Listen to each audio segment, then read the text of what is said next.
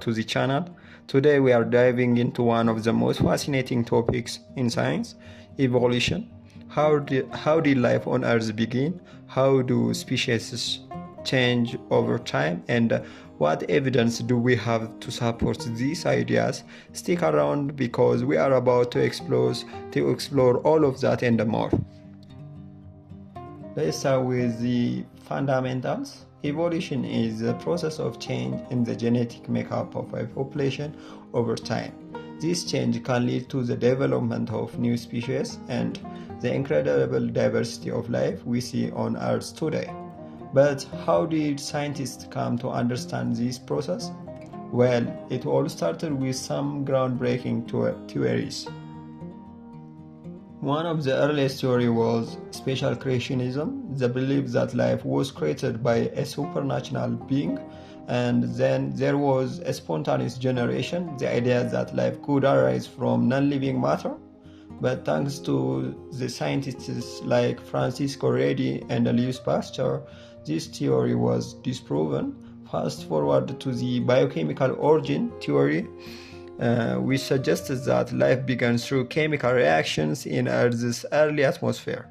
The famous Miller-Urey experiment even showed how organic molecules could form from inorganic ones. So, what is the evidence for evolution? First, we have the fossil record. Fossils give us a snapshot of life from millions of years ago, showing how species have changed over time. Then there is comparative anatomy, studying the similarities and differences in the structures of different organisms.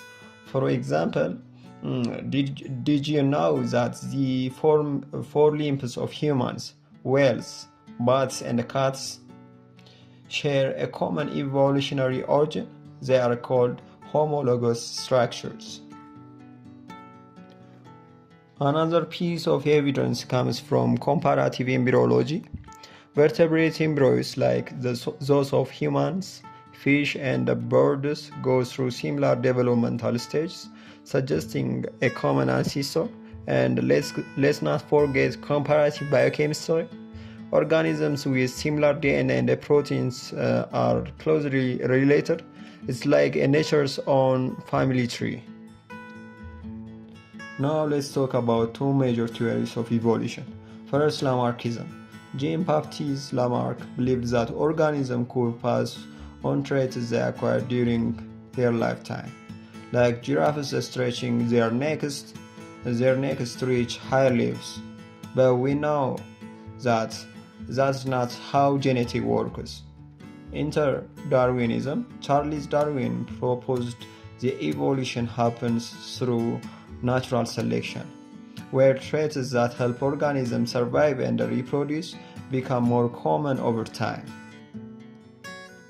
Modern science has expanded on Darwin's idea with Neo-Darwinism, which combines natural selection with genetics.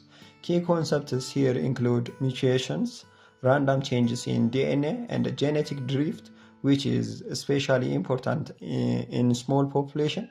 There is also gene flow, where genes move between populations through migration, increasing genetic diversity.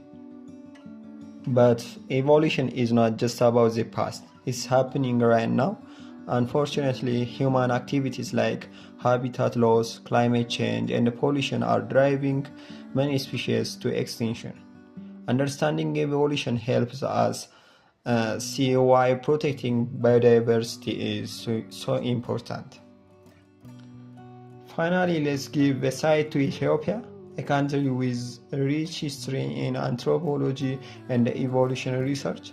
Ethiopian scientists have made incredible contribution to our understanding of human origin and the diversity of life.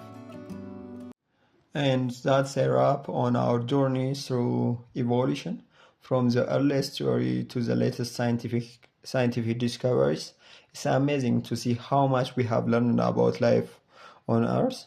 If you enjoyed this video, don't forget to like, comment, and subscribe for more deep dives into science and history.